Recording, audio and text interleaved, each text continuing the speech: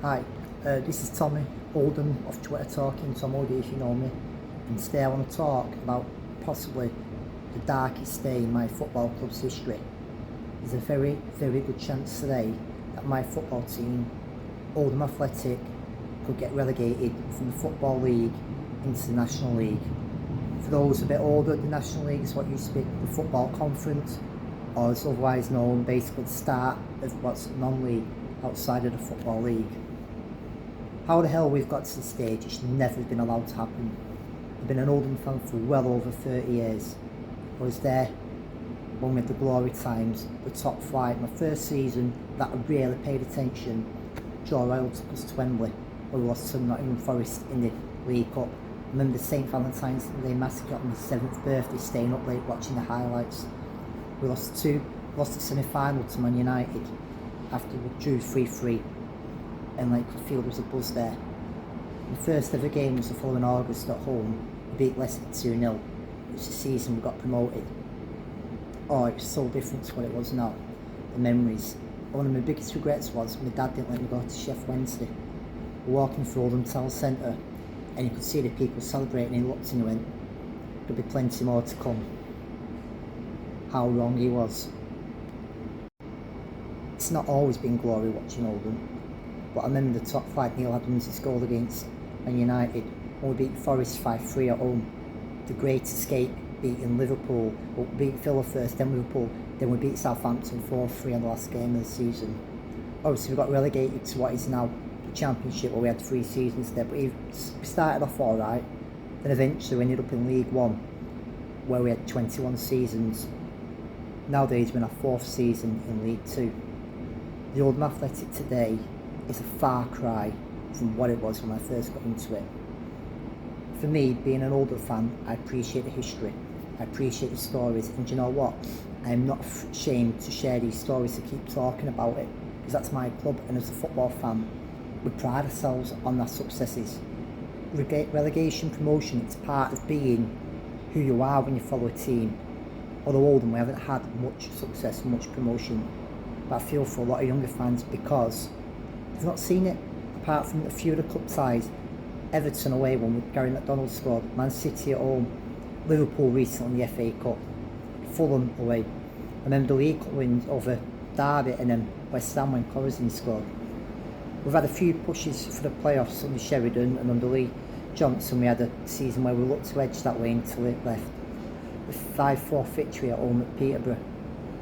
Other than that, it's been very, very stale. Right now, it's absolutely, you can only describe as catastrophic. Why are we like we are now? Oldham's decline happened over a long time, a good period, a number of years. But in 2018, the club was bought by Abdullah Lensman. Rumours had been around before it. The previous owners were Simon Corney. Don't get me wrong, I never hated the guy, but when he left, I felt it was time for him to go. Sadly, we don't own our ground. That comes from the Brass Bank, which is by 2 former directors who were part of the consortium who originally bought Olden, who Simon Corney was part of, Simon Blitz and Danny Gazel. Unfortunately, there's been a long-standing legal wrangle over ownership of the ground. They say they're looking to sell. There's now going to be a stupid court case over that standalone to us. This, alongside a whole number of poor signings by the brothers, a number of bad decisions on and off the pitch. It's just been a very, very, what you can say, so it's just been a rapid decline. We've gone from when we first come down thinking, well, you know what, new owners, relegation, we'll give them the benefit of the doubt, let's start afresh, let's do it. And at first we brought Frankie Bunn in, we didn't win our first game, we drew the second, and then we seemed to pick up. Eventually Bunn was sacked after a 6-0 defeat away at Carlisle. Pete Wild got the job, a local lad, a lad who's Oldham through and through, worked for a youth team. He had a win at Port Vale, Notts County. A fantastic result against Fulham away. Results then went a bit, but then something the brothers did. They brought Paul Scholes in. For me, Paul Scholes coming to Oldham was a masterstroke, because he'd been rumoured for years that would he play for us, that he'd been interested in us, and it's been seen on the turnstiles coming through in the stands in the past, watching him. He's always had something for Olden. So for me, it was like, wow, Dave's done something right. Unfortunately, interference, stories of players coming behind the back, went against goals. To be fair, he struggled at times, but he walked. I'm sorry, but if a sporting director with no history in football, in a playing form or a managed forms, is telling a Champions League winner how to run a football club, how to pick a team, there is something absolutely wrong. That was a moment for me when I wanted these two clowns out. Now, I wouldn't say it's been all bad under Abdullah, it's been majority bad. Remember, Fulham away was brilliant, I won't lie. I went on the pre-season trip to Morocco, and to me, seeing Oldham Athletic abroad is a rarity. We normally just play pre-season games against teams in teams like your Mosleys, your Ashnikers, and so to go watch Oldham abroad is one thing. To go watch us in Morocco, brilliant. Yeah, okay, it was Raja Casablanca's second or third team, it's behind closed doors, but it was still a trip. It was still like, wow. Obviously, we look back now and he's clearly showcasing it to his mates, basically, look at me, I own an English club. But then I go back to that game at Fulham. If you'd seen that fan base, surely you should have used that as an opportunity to think, what can I do with this club? There's potential here, a lot of potential. As I said, a number of poor decisions have led to where we are now. When Abdullah come in, he promised all this and said he'll do that, and yeah, got rid of the Sports Direct name. We had Quincy Meneg from Ajax, and he scored a winning goal against Blackburn. It was on more money than what we can afford. But since then, some of the players we've had, Mucci, Omari, Sonny Seffel, Urkel Vera, it's not been good enough. And last year on the QL, we could score goals, we couldn't keep them out. Now, a lot of ex-players have criticised Abdullah. Notable ones, Anthony Gerrard, Craig Davis, recently Jack Byrne, and David Wheater, who was banished to the youth team. So it makes you question, what do they want from this football club? We're told about a 3-year plan, we keep asking for it. It's not appeared. Where? How can you run a football club with no idea, no leadership, no vision? Don't get me wrong, I'm an Olden fan. We can all wear our rose-tinted specs at times, can't we? And think, oh, we know what's good for football. And it doesn't work like that. Some people behind the keyboard on Twitter, Facebook may think they know football. When you're putting football in an environment, it's shocking it doesn't. However, you need outside people sometimes to come into a business and football to give fresh ideas, to say, oh, hang on, this is how it's do. But they've got to have an understanding of lower league football at least, and football finance. It's different from any other business. Unfortunately, we haven't had that at Athletics, and it reflects badly because behind the scenes we have got some staff with the marketing I've spoken to who are sound. We have turnstile operators. We've got very, very good community trust at our club, but it's all reflecting badly on them. We've got a media guy who, in some of his work, like his video, his commentary, Scunthorpe, was excellent, and it's like, yes, that's what you want to see. People that don't just work for their club, but with a bit of a passion, because it's not just about on the pitch. You look at former legends like Big Gordon off the pitch, Roy Butterworth, they're part and parcel, they're part of the furniture at Oldham Athletic. But this year it's just gone from bad to worse. Players being signed and not being able to play straight away, a transfer embargo, the appointment of Salim after Keith Curl.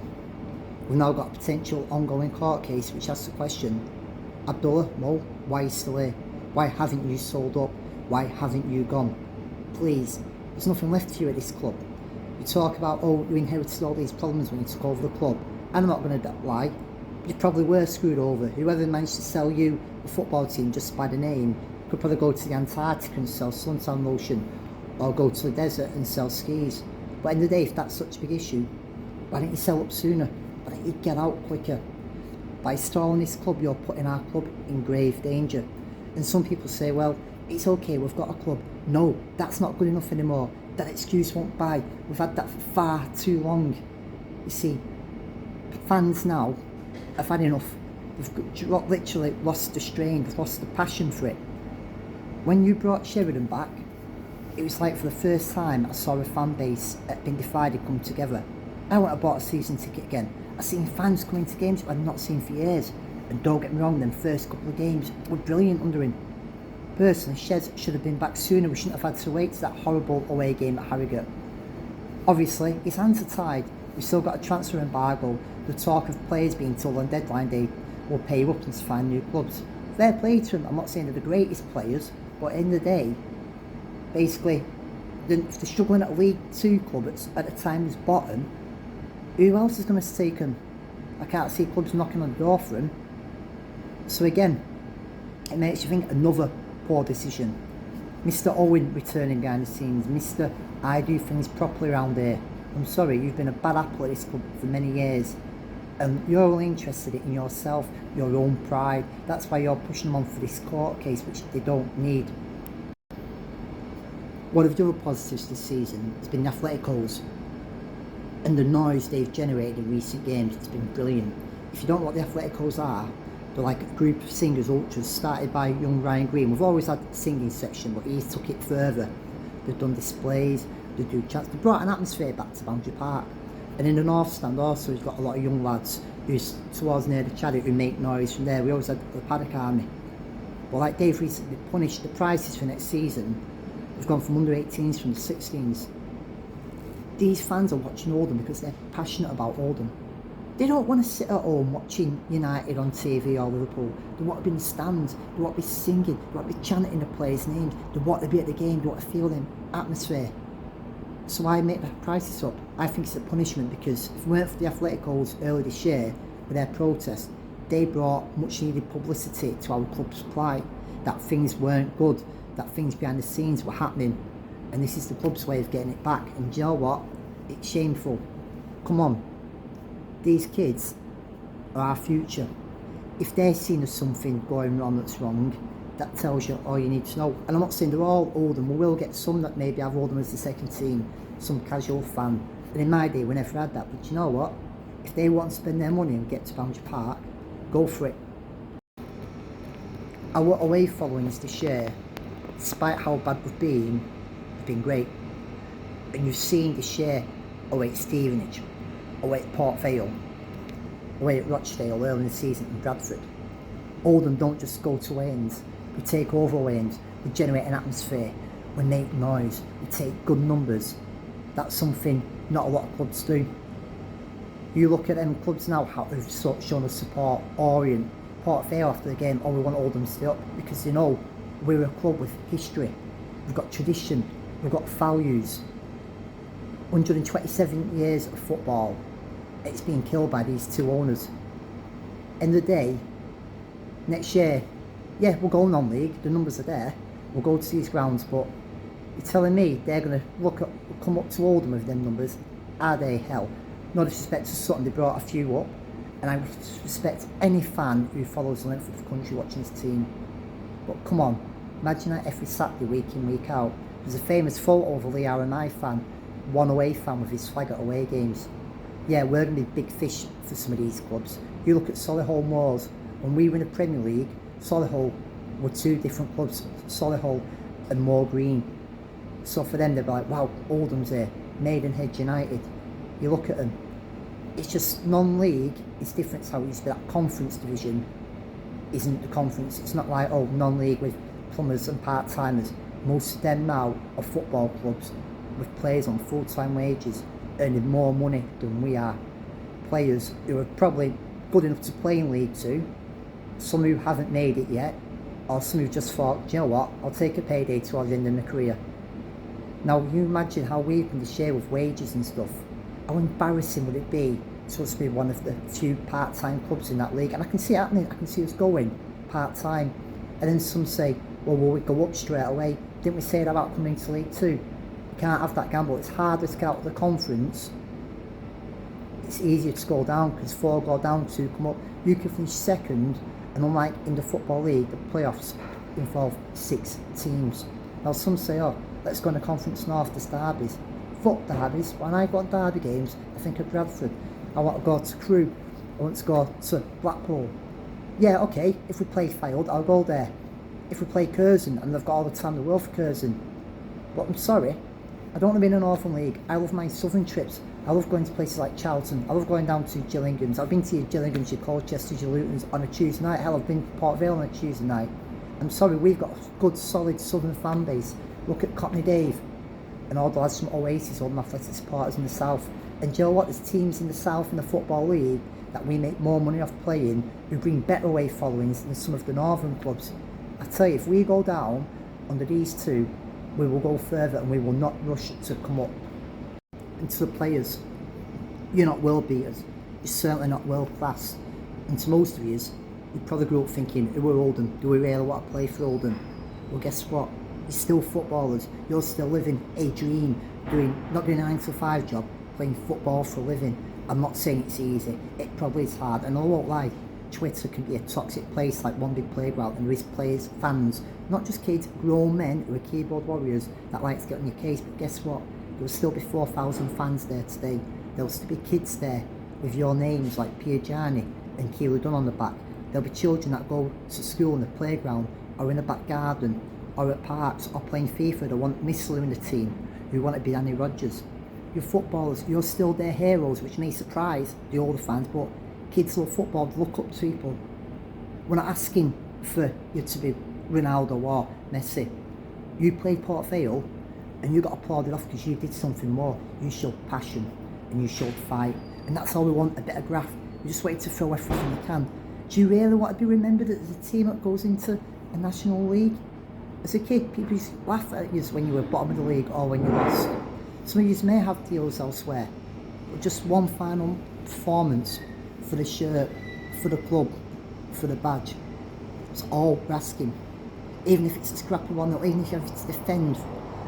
End of the day, you are doing something that we all want to be. So a little chant from the legendary Carl Moore, which is, there is a little bit of Olden everywhere, and it's true. You look at our friendship with Eintracht Frankfurt, it's nearly 40 years old. Remember the Beer Festival they brought to Oldham, I think it was 2016, where they raised money for Dr. Kershaw's. They love Oldham as much as we love them. Some of them inspire Munich away every year to go to Forest Green. Against Northampton, we had the lads from Detroit Latics who came over and one from Australia. We had Dutch lads from Ajax and Feyenoord of Lee. Fans love Oldham for its tradition. We're a club that's well known. The amount of times when I go watching England, oh Oldham, we remember you in the Premier League. Oh Oldham, we remember you when you were like playing in the FA Cup when you knocked all these teams out. But sadly there's younger fans that never remembered Oldham in the Premier League, like, you're in the Premier League, give over. If you two remain in charge, Abdullah and Mo, I fear the day when people forget that we were a football league club. For many years Rochdale were in League 2 and went nowhere. But you look at Stockport, yeah, they're coming back now, but how long has it took them? Look at Wrexham, they're finally coming back. You look at Luton and Oxford, how many years they were in non-league. Yeah, Grimsby come up in New York, but they've gone back down. You look at Chester and Darlington, who reformed. It's an awful league, it's an awful scenario to be in. But if you've got no vision, no ambition now, I tell you what, there'll be no ambition and no vision while we're playing away at Dorking, or in a few years if we're playing away at Gateshead, or from the same league as Buxton. So you get embarrassment, see, when you're talking in football circles. They bought a football club for whatever reason, and it's gone wrong, it's epically failed, and the footballing world are all laughing at you. The other reality about being in the non-league, National League, is there'll be no League Cup next year, no Checker Trade Trophy, which to the extent is a bit hit and miss with some. We certainly will not be in the FA Cup first round proper, we'll come in the final qualifying round. So all them years we enjoyed going to your Chase Towns, going to your Kings Lynn, where you got excited about being in non-league team, Hampton and Richmond. Welcome to reality. We will be in that draw with them, we may not even make the first round proper. Just imagine that. It's unthinkable to think in my lifetime there's been 2 FA Cup semi-finals, 1994, 1990, and we were in one, I think it's in the early 19th century as well. The fit scenes when if we were to get knocked out by some North West Counties team, it'd be low. On paper, we may not be a massive club, we're never going to be United or City, but we come from Lancashire, a footballing hotbed of tradition, of pride, somewhere where football is a big thing. Don't forget, Oldham is a town that isn't rich, there's a lot of unemployment, so football is something we strive for. We love our sport. We've seen what's happened to the rugby club, and rugby league's low key, but it's the same thing is happening at the football. There's a joke, we're a drinking town with a footballing problem. You've seen this year, Abdullah and Mo, when Shez come back, that Rochdale game, the Bradford game, the Bristol Rovers. Boundary Park can be bounced. Boundary Park can be something special. When you go to football, it's your highlight of the week, it's your bread and butter. It shouldn't be a place to moan, it shouldn't be a place to complain. It shouldn't be a place where to let all your anger out. It should be something where you're excited to go. It shouldn't be somewhere where you think it's a chore. It isn't. That ground has got so much history. So much history. This club, over 127 years, and look where you're in danger of leaving it. I accept in football sometimes we'll get relegated and we'll get promoted, but just not the way it's happened, not the way you've allowed it. So this is my final plea to you now. Have a look. Just look, if you've got any pride and dignity, just sell up. Let the club go to prospective owners, someone that if we do get relegated, at least gives us a fighting chance of getting back in the Football League, someone that can take the club further and forward. It's not just on the pitch we've gone in decline, it's off the pitch. Failure to post tickets out, smaller away allocations, lack of updates with the fans. Whoever these fan groups you talk to, these realistic lot, I'm sorry, well, what have they been telling you? Because they don't represent me, they don't represent half the fan base I know. Don't get me wrong, every fan's entitled to their opinion. Every single fan has a little contribution, and I like the idea of different fans. Whether you agree with them, it's a complete thing, but listen to the same consistent fans over and over again who are just telling you things you want to hear straight away. That's wrong. Yeah, you'll get some fans who will always moan. You'll get some fans that will always say happy things because they want kicks from you, they want benefits, they want perks, and that's the problem. I've not seen any fans forums advertised. I've not had any invitations, and don't get me wrong, I'm only one fan, but it's someone who's full on Twitter who goes week in, week out.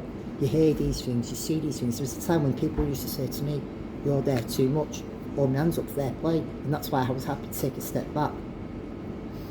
I don't want to see this club go under. People say, oh, let's form a new club, like after Chris Small should have reformed back in 2004. Bollocks, we wouldn't have had some of the huge successes we've had. I want to preserve what we've got, and that's what's important. We've got 127 years of history.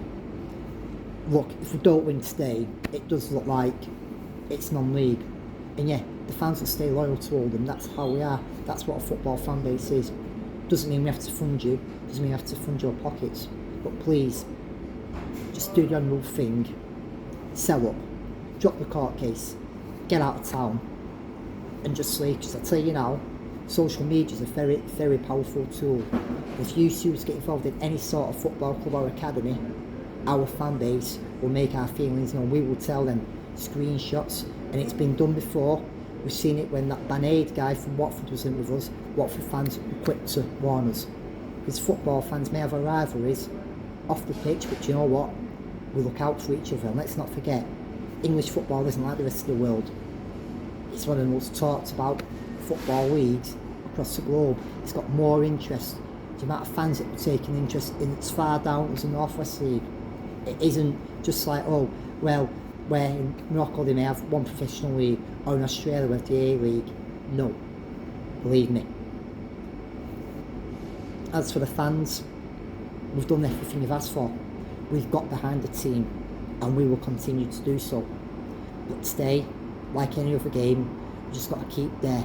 Just keep cheering, just keep hoping for that little bit faint of hope. The great escape looks unlikely. If we do pull it off, it will be an even greater escape. Keep the faith. Come on, Olden. In the words of Colmore, I don't know why I love you, but I do. Cheers for watching. If you like it, brilliant. I'm not some stupid YouTube wannabe star. I'm not a vlogger. I'm not a journalist pretending to be an Olden fan. I'm just a lifelong, passionate fan who's upset at my club's decline, doesn't want to see us go down, doesn't want to see us go bankrupt. I just want to see a change of direction, leadership, someone to take us forward, to bring back some sort of glory times where we can get excited and feel proud about being an Oldham Athletic fan. Again,